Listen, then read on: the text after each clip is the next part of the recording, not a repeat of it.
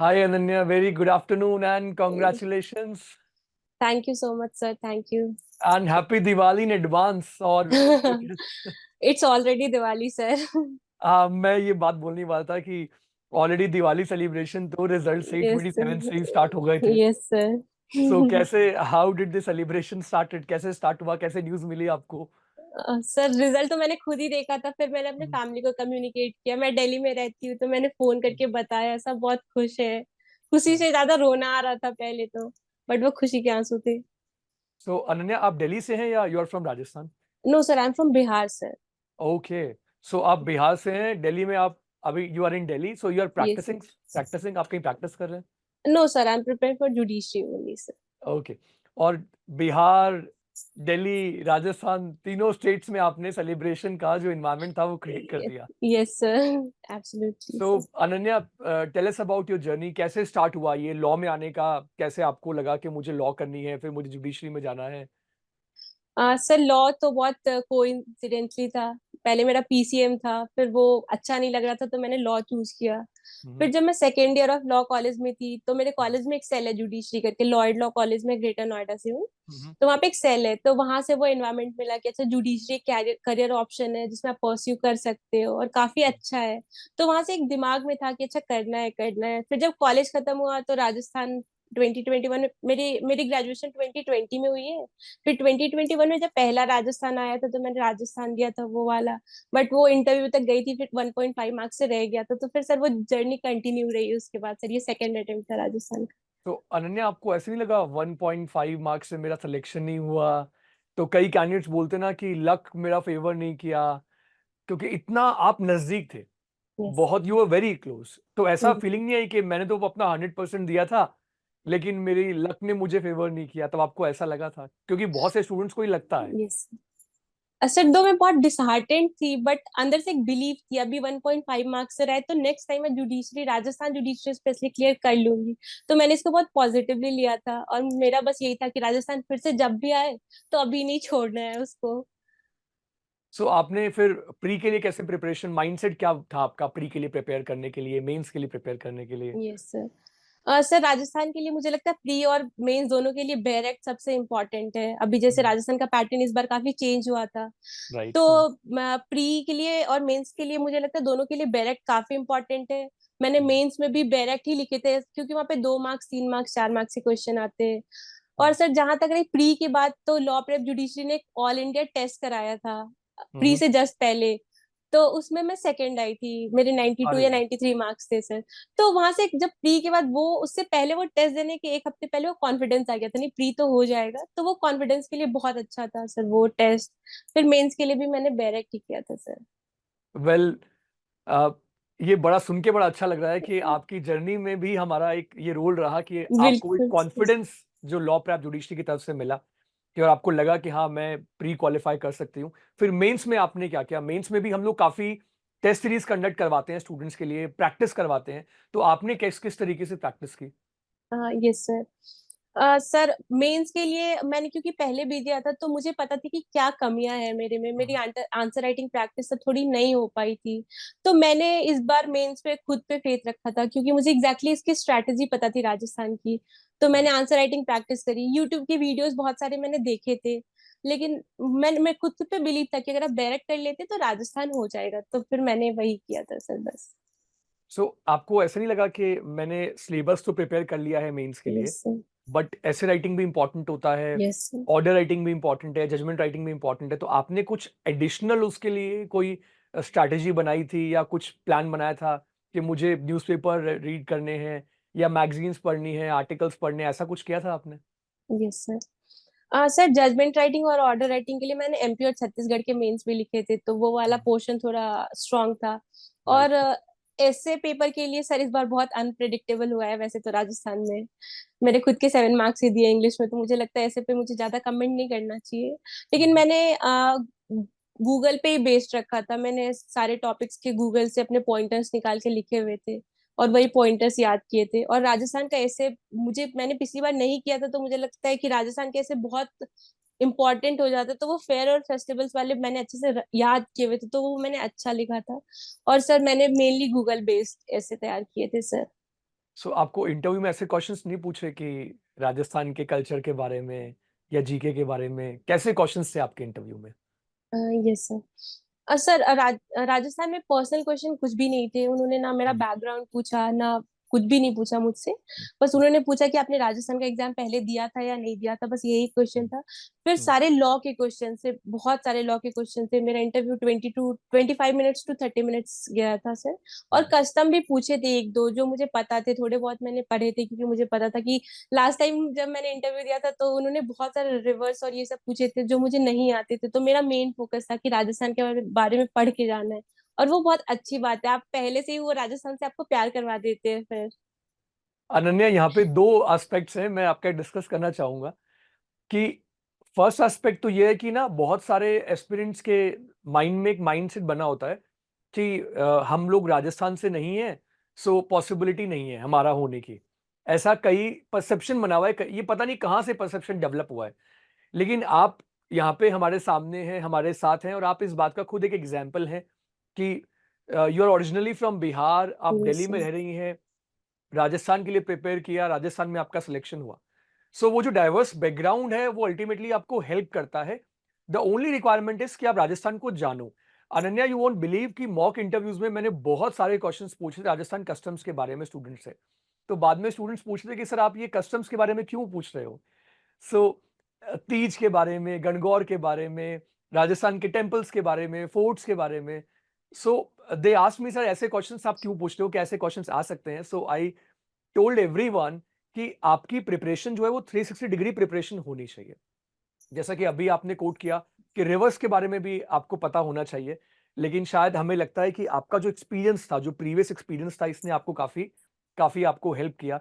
जो आपने बताया कि छत्तीसगढ़ का आपने दिया, एमपी का दिया और जो आपने जजमेंट लिखे। सो यहाँ पे ये भी एक इम्पोर्टेंट एस्पेक्ट निकल के आया कि हमारी जो पहले का जो हार्ड वर्क है, वो कभी वेस्ट नहीं होता। बिल्कुल सर। ये तो जुडिशरी की सबसे अच्छी बात यही है कि आप कभी खाली नहीं बैठते। बैक टू बैक एग्जाम्स आते रहते हैं। मैंने राजस्थान दिया था, उसके बाद यूपी आया, बिहार आया, एमपी आया, छत्तीसगढ़ आया। तो मैंने सभी के मेंस लिखे थे, यूपी और बिहार का इंटरव्यू भी हुआ है। तो हुँ, वो कहीं ना कहीं आप पहले के ऐसे प्रिपेयर करते हो, किसी और एग्जाम में पूछते, किसी और के ऐसे प्रिपेयर के हुए किसी और एग्जाम में पूछ लेते हैं ऐसे। तो वो तैयारी तो चलती रहती है सर। और आप अगर एग्जाम्स रहते तो आप खाली भी नहीं बैठते, फिर आप आपका एक कंसिस्टेंसी बनी रहती है। तो मुझे लगता है ये अच्छी बात है। और जहां तक रहा सर आपने कस्टम की बात करी, तो बिल्कुल मेरे से नाता सिस्टम पूछा था, जो हमारे हुँ। बिहार में कहीं भी नहीं होता। बट मैंने वहां पे क्योंकि वो पढ़ा था, तो मैंने बताया, तो शायद वो इम्प्रेस हुएंगे इस बात से कि आप बिहार से होके भी आपको पता है। तो ये मेरे फेवर में गया होगा सर। राइट, बिल्कुल ये आपके फ़ेवर में गया होगा। तो सर। सो अनन्या, अभी आपका क्या शेड्यूल आपका क्या रहता था? मतलब आप कितने आवर्स डिवोट करते थे डेली? Yes sir. सर वो 4 साल में आप ऐसे आवर्स डिसाइड नहीं कर सकते। वो तो हाँ, एग्जाम्स बट आते एक तो आप। एवरेज आपका यस। क्या रहता था? एक दिन में कितने आवर्स जो हैं वो डेडिकेट करने हैं यस। प्रिपरेशन के लिए? सर जनरली मैंने लाइब्रेरी लगाई हुई थी, तो 8 आवर्स की लाइब्रेरी थी, तो वो 8 आवर्स तो मैं फिक्स्ड वहां पे पढ़ती ही थी। हुँ, फिर उसके अलावा वो 8 आवर्स के अलावा कुछ भी रिवीजन कर लिया, या ऐसे पढ़ हुँ। लिए, या जीके पढ़ लिया। वो सब थोड़ा बहुत चलता रहता था, लेकिन जो 8 आवर्स है वो मैंने कंसिस्टेंटली फॉलो करने की कोशिश की है। और उसके अलावा सर मैंने संडे को ब्रेक भी लिए, फिर वो ऐसे कि मैं डिजर्व करती हूँ ब्रेक, जब मैंने हर पूरे हफ्ते पढ़ाई करी है तो। सर तो मुझे लगता है ब्रेक भी जरूरी है, लेकिन कंसिस्टेंटली पढ़ना भी बहुत जरूरी है सर। सो अनन्या, आपको ऐसा नहीं लगा, आप दिल्ली में थे, दिल्ली एनसीआर में इतने इवेंट्स होते हैं और इतनी सारी एक्टिविटीज़ होती हैं, आप कैपिटल में हो बेसिकली, तो बहुत सारे डिस्ट्रैक्शंस होते हैं। कुछ डिस्ट्रैक्शंस ऑनलाइन होते हैं, सोशल मीडिया के होते हैं और इतनी सारी एक्टिविटीज़ जब आप दिल्ली में होते हो तो आपके आस-पास चल रही होती है, राइट? तो आपको आपने कैसे मैनेज किया? ऐसा नहीं लगा कि मैं जो एक टाइम है कि हम लाइफ़ वो एन्जॉय कर सकते हैं, राइट? हम बहुत सेलिब्रेशंस कर सकते हैं, बहुत फेस्टिवल्स हैं, right? I am very sure कि बिहार में आपके घर में भी बहुत सारे फेस्टिवल्स होंगे जिनको आपने शायद स्किप किया होगा। सो ये काफ़ी स्टूडेंट्स ये एक बहुत कॉमन क्वेश्चन होता है कि अब मोटिवेशन चाहिए मुझे, मेरी रेगुलर में डिस्ट्रैक्शंस आ रहे हैं, रेगुलर पढ़ाई नहीं हो पा रही। सो आपने इन सब एस्पेक्ट्स को कैसे मैनेज किया? ऐसा नहीं हो आपके फ्रेंड सर्कल में किसी ने कहा होगा कि इतना क्या पढ़ना पड़ा है, 8 आवर्स तक कौन पढ़ता है? ऐसा रहा आपके साथ में भी कुछ? बिल्कुल सर। सर मुझे लगता है दिल्ली में जब आप रहते हो तो सबसे बड़ा डिस्ट्रैक्शन ये होता है कि यहाँ पे प्रैक्टिस करने का इतना ज्यादा ऑप्शन है, हाई कोर्ट है, सुप्रीम कोर्ट है।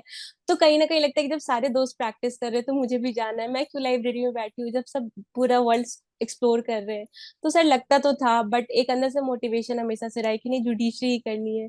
और जब राजस्थान नहीं हुआ था तो मुझे हमेशा एक फेथ भी रहा शायद हो जाएगा, तो एक वो अंदर से मोटिवेशन रहता था, नहीं राजस्थान आया है, इसको करना है, कैसे भी मिस नहीं करना है, क्योंकि इस बार मिस कर दिया तो शायद फिर वापस हिम्मत नहीं आती फिर से राजस्थान करने के लिए।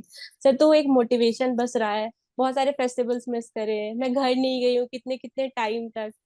तो वो सब तो लगता है सर, लेकिन एक बार जब मिलता है तो वो सारे फेस्टिवल्स वापस आ जाते हैं, वो एक खुशी होती है, वो ही इतना मोटिवेटिंग होता है कि वो एक मोमेंट जब पीडीएफ में अपना नाम आएगा, वो सारे मोटिवेशन को पीछे छोड़ देता है सर फिर। तो इस बार आप दिवाली पे घर जा रही हैं फिर सेलिब्रेट करने? बिल्कुल बिल्कुल सर, आज ही मैं वापस जा रही हूँ अब तो बिहार। ये दिवाली बहुत स्पेशल होने वाली है, मुझे लगता है कि पूरा सेलिब्रेशन होगा आपके घर में। Yes sir. सो बिल्कुल। अनन्या, अपने फैमिली बैकग्राउंड के बारे में आप बताइए, कुछ अपने पेरेंट्स के बारे में, सिबलिंग्स के बारे में। Yes sir. सर मेरे पेरेंट्स दोनों ही टीचर है, तो पढ़ाई का अरे वाह। बैकग्राउंड हमेशा से रहा है। मम्मी गवर्नमेंट स्कूल में, पापा पापा प्राइवेट स्कूल में टीचर है। सर मेरी सिबलिंग एक ही है, मेरी सिस्टर है और ब्रदर इन लॉ है, दोनों इंजीनियर है। तो मेरे फैमिली में ऐसे रहा है कि लड़कियां हमेशा इंडिपेंडेंट रहेगी, उनको पढ़ना है। ऐसा कोई फैमिली प्रेशर कभी नहीं रहा है। पापा का हमेशा से था कि नहीं लड़कियों को पढ़ाना है, आगे बढ़ाना है, दो बेटियां है तो क्या हुआ। तो वो उन्होंने मौका दिया और वो बस मौका का फायदा उठाना था, मुझे ऐसा लगता है। तो हम दोनों बहनों ने बहुत फायदा उठाया, दोनों सक्सेसफुल हुए टचवुड, और आगे से ही बढ़ते रहेंगे सर। नहीं, आपके फादर ने उस लाइन को, जो मूवी में डायलॉग था कि हमारी बेटियां बेटों से कम है क्या, यस सर तो वो बिल्कुल। उसको आपने अपने फादर को बहुत प्राउड फील कराया है, और हमें भी यस। बहुत प्राउड आपके ऊपर फील हो रहा है। इनफैक्ट जब मैं आपसे बात कर रहा हूं तो मुझे इंटरनली इतना अच्छा महसूस हो रहा है, और मुझे लग रहा है कि आप जैसे जब जुडिशियल ऑफिसर सिस्टम में काम करेंगे तो सिस्टम के राइट डायरेक्शन में ले जाने में बहुत अच्छा कंट्रीब्यूशन आपका थैंक रहेगा। You sir, thank you so much sir. अच्छा इट अनन्या, मेरा मीन्स। एक लास्ट क्वेश्चन है यस आपसे सर। कि आपने कंसिस्टेंसी की बात की, आपने इतना पॉजिटिव अप्रोच से अपनी प्रिपरेशन को रखा, लेकिन अभी भी बहुत सारे स्टूडेंट्स हैं जो कि डायरेक्शन लेस हैं, यस। जिनको ये नहीं पता कि मुझे कहाँ से स्टार्ट करना है, फर्स्ट स्टेप क्या होना चाहिए, सेकंड स्टेप क्या होना चाहिए, और फिर मुझे लास्ट में क्या प्लान मेरा होना चाहिए जब एग्जाम बिल्कुल एकदम हो के अब एग्जाम होने ही वाला है। Right, I don't have much time left for the exam. तो आप ऐसे सारे एस्पिरेंट्स को आप क्या एक टिप आपको लगता है कि ये गोल्डन सॉल्यूशन है या टिप है या स्ट्रैटेजी है जो आप शेयर करना चाहोगे? बिल्कुल सर। सर सबसे पहले तो मैं बोलूंगी कि ये बिल्कुल दिमाग से निकाल देना कि आप बिहार के हो तो आप उसको राजस्थान में नहीं लेंगे। ये मैंने हम्म। इतना सुना है और ये मुझे बहुत ट्रबल करता था कि ऐसा क्यों बोलते हैं। जब मुझे इंटरव्यू में पिछले बार भी मार्क्स दिए, इस बार भी देंगे। तो बहुत सारे लोग ऐसा सोच रखते हैं, बिल्कुल ये सच्चाई नहीं है। बिल्कुल लेते, हर स्टेट लेते हैं, कोई उनको भी अच्छे जजेस चाहिए सर। और जो आपने बोली कि एक परेशानी रहती है कि शुरू कैसे करें, तो वो मैं दो पार्ट में डिवाइड करके बोलना हम्म। चाहूंगी। एक, जो जो बच्चे भी कॉलेज में हैं, मुझे लगता है उनको फोर्थ ईयर से, मतलब थर्ड ईयर या फोर्थ ईयर से अपनी तैयारी शुरू कर देनी चाहिए एटलीस्ट, कि उनका लॉ क्लियर होना चाहिए, ताकि जब वो एग्जाम देने आए तो पहले प्री फेल करने का डिमोटिवेशन ना फेस करना पड़े, ऐसा मुझे लगता है। तो अगर वो जी। पहले से प्रिपेयर्ड होंगे तो पहले प्री निकलेगा तो मेंस का एक्सपीरियंस जल्दी मिलेगा। और अगर वो अभी तक उन्होंने शुरू नहीं किया और उनका कॉलेज कंप्लीट हो गया है, तो सर मुझे लगता है कि फिर ऐसे एग्जाम में कूदना नहीं चाहिए कि आप रश कर रहे हो, इस एग्जाम के बाद उस एग्जाम, इस एग्जाम के बाद इस एग्जाम, फिर वो प्री फेल करते जाते हैं। मैंने देखा है बहुत सारे लोगों को, तो वो नहीं करना है। आप एक बार अच्छे से तैयारी करो, अपने बैरक पे पूरी कमांड करो। अगर आप यूपी फोकस करो तो जीके भी इतना स्ट्रांग कर लो कि फिर दिक्कत ना हो, क्योंकि मैंने ये फेस किया है। आप 2 महीने में जीके नहीं पढ़ सकते। मुझे ट्रू। खुद को नहीं पता कि मैंने जीके में क्या लिखा है यूपी के एग्जाम में। तो आप पहले अपना पूरा, आप अपना, मुझे लगता है एक स्टेट स्पेसिफिक तैयारी करनी है, और जीके, जीएस, इंग्लिश, हिंदी सब पहले से इतनी तैयार होनी चाहिए कि, क्योंकि अब सर आप देख रहे हैं राजस्थान में उन्होंने बस 45 डेज दिए थे मेंस में। कभी हम्म। कभी यूपी में वो 20 दिन देते हैं, 18 दिन देते हैं दिल्ली में, तो फिर उसमें नहीं तैयारी कर सकते। तो आप प्री की तैयारी भी बैरक से ही करनी है, मेंस की तैयारी भी बैरक से करनी है। और अगर कोई सब्जेक्ट में दिक्कत है तो अगर कोचिंग ले रहे हैं तो बहुत अच्छी बात है, नहीं तो सर आजकल ऑनलाइन इतना फ्री कंटेंट मिल रहा है कि फिर कोचिंग की जरूरत क्या है। जैसे मुझे याद है इंग्लिश में सूर्या सर की मैंने एक भी क्लास मिस नहीं करी है, वो इंग्लिश के लिए, वो उससे आपको 15 आउट ऑफ 14 तो आप जरूर स्कोर कर लोगे, 15 आउट ऑफ 15 भी कर सकते हो, लेकिन वो प्रेशर में एक दो गलतियां हो जाती है। तो मैंने उनकी सारी क्लासेस ली है, वो जो बोलते थे मैं छोटे छोटे पॉइंट्स लिखती जाती थी, क्योंकि हमें पता होता है, हम शायद वो बोलते हैं, लेकिन एग्जाम में याद नहीं होता कि अच्छा एवरीवन के साथ हैज लगता है या हैव लगता है। जब वो ऑप्शन आते हैं तो बहुत कंफ्यूजन होता है। तो उन्होंने 50 बार ये बातें पहले बोली थी, तो वो दिमाग में बैठ गया था। तो सर, आप कहीं पे भी ऑनलाइन कंटेंट फॉलो कर रहे हैं या कोचिंग कर रहे हैं, आप वो करो, डायरेक्ट करो। और साथ में सर, अगर मेंस है तो स्टेट स्पेसिफिक करो, अगर राजस्थान है तो डायरेक्ट और केस लो, अगर यूपी है तो फिर टेक्स्ट बुक या नोट्स कहीं से रेफर करने पड़ेंगे। वेल अनन्या, लॉ प्रैप में हमारी कोशिश यही रहती है कि हम लोग चाहे स्टूडेंट को टेस्ट सीरीज के थ्रू हेल्प कर सकें, मॉक इंटरव्यूज के थ्रू हेल्प कर सकें, मेंस एग्जाम की टेस्ट सीरीज हो, चाहे वो यूट्यूब पे फ्री वीडियोस हो, चाहे स्टूडेंट कहीं भी हो, वो एटलीस्ट उस नॉलेज का जो हम उस स्टूडेंट के लिए डिलीवर करें वो वहां तक पहुंच जाए। जी सर, बस बिल्कुल। स्टूडेंट को उस पर फोकस करना है, और बाकी सब हम करने के लिए हम कोशिश करते हैं, हमारी साइड से हम करने के लिए रेडी हैं। और ऐसा जब हम आउटकम देखते हैं ना, जब ऐसे आप जैसे स्टूडेंट से इंटरेक्शन होता है और आप लोग उस चीज को एक्नॉलेज करते हैं, तो ये एक बड़ी प्राउड फीलिंग होती है टीचर के लिए भी और हमारी मतलब पूरी टीम के लिए, कि जो एफर्ट्स हैं वो वेस्ट नहीं गए हैं, उनका रिजल्ट इतना अच्छा निकल के आ रहा है। बिल्कुल सर। सर, 10 घंटे 12 घंटे कंटिन्यूअसली कौन क्लास ले सकता है, करण सर को छोड़ के? तो वो सब बातें भूलेंगे नहीं। यूट्यूब पे उन्होंने रात भर क्लास ली थी, आप रैपिड रिवीजन उन्होंने कराया था क्वेश्चंस के। तो और सर, फ्री टेस्ट देना, बुकलेट देना, ये सब सर बहुत फ्री में आप इतने इतना सब कुछ दे रहे हो बच्चों को, क्योंकि बहुत सारे अंडर प्रिविलेज बच्चे भी आते हैं जो कोचिंग बिल्कुल। नहीं अफोर्ड कर सकते हैं। तो उनके लिए आपको, आपके इंस्टीट्यूट को उसके लिए बहुत बहुत थैंक यू सर। अनन्या, यही कोशिश रहेगी आगे भी हमारी कि जितने भी ऐसे स्टूडेंट्स हैं, चाहे वो कोचिंग अफोर्ड भी नहीं कर पा रहे हैं, तो ऐसे स्टूडेंट्स को भी हमारी तरफ से पूरी गाइडेंस, पूरा सपोर्ट उन लोगों को मिलता रहे, ताकि किसी को ये ना लगे कि मुझे अपना ड्रीम अचीव करने के लिए मेरे पास रिसोर्सेज नहीं है।